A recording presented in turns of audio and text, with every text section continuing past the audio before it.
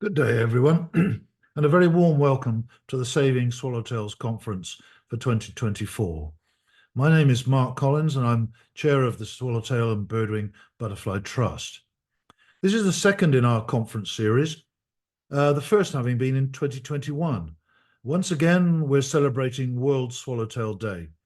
I hope you're having celebrations of some kind where you are, possibly a field event or a lecture, a presentation to a local school, or the launch of a conservation project. However you're celebrating World Swallowtail Day, being here to take part in the worldwide conference is a great contribution, and we thank you for joining in. The swallowtail family of butterflies includes some of the most beautiful species on Earth, but also some of the most rare and endangered. Our work in the Swallowtail and Birdwing Butterfly Trust has its origins back in 1985, when the Red Data book Threatened Swallowtail Butterflies of the World was published by the International Union for Conservation of Nature, IUCN.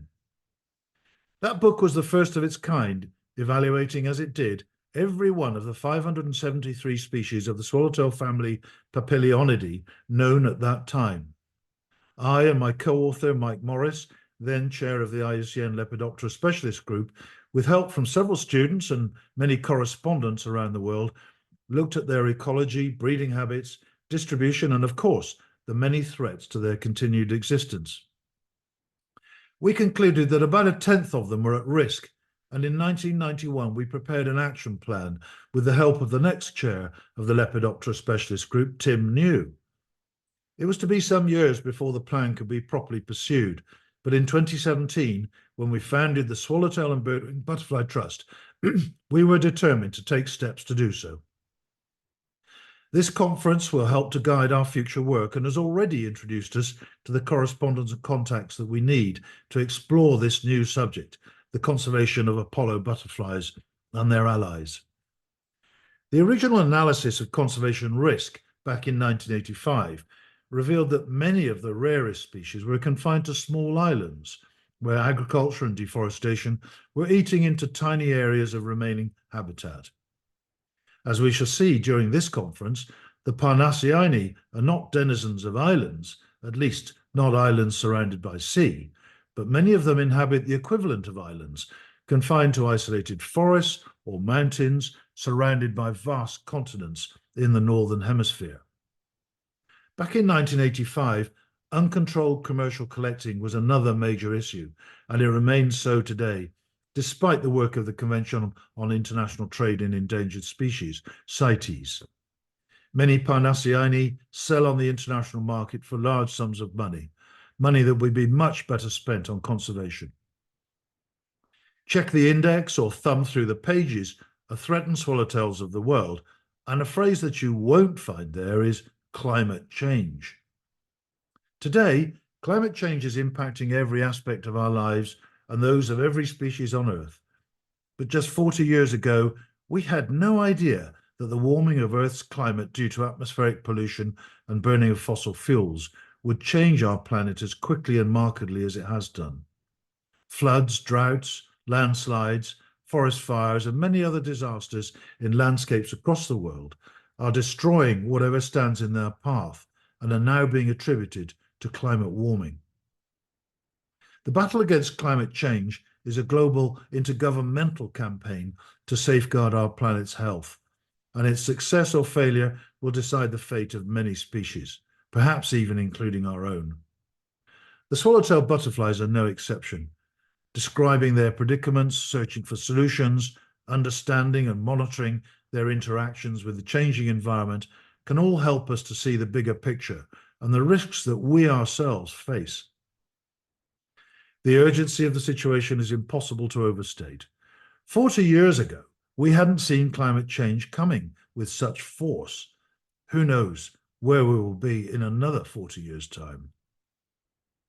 In 2021, the Swallowtail and Birdwing Butterfly Trust pioneered a way of communicating that has since become more commonplace. Conferences that use the internet to join people together from different time zones across the world. Our speakers presented 15 papers in 2 hemispheric sessions back then. All participants were selected for their first-hand experience in on-the-ground, grassroots conservation and research programs that were making a real difference, protecting habitats and food plants, preventing commercialization, planning conservation strategies, demanding change, and educating people everywhere.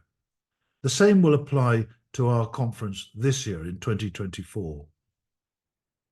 Most of the species looked at in the 2021 conference were members of the subfamily Papilionini, either from the tribe Leptococeni, such as Graphium and Parides, the tribe Troidini, which include the birdwings and their allies, or from the tribe Papilionini, the so-called true swallowtails, in the much divided genus Papilio.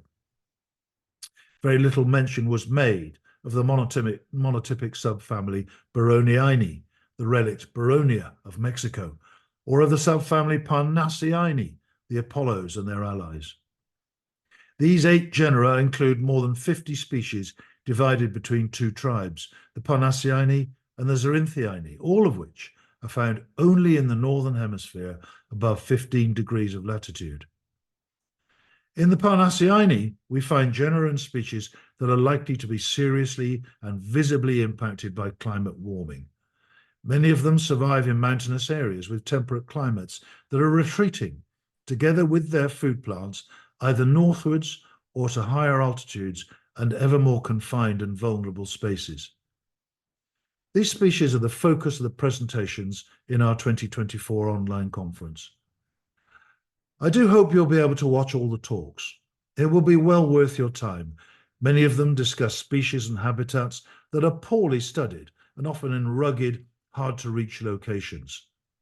These talks are a tribute to the perseverance and conscientiousness of our swallowtail conservation and research community, and they can show us the way forward for years to come. The Swallowtail and Birdwing Butterfly Trust supports small but effective projects around the world using funds gathered from our board members and many supporters. There's no charge for this conference, but we hope you will decide to make a contribution. You can be sure it will be very well used, so please help us if you can. Details are on our website and in our regular and much loved newsletter, Papilio. Thank you, and do enjoy the conference.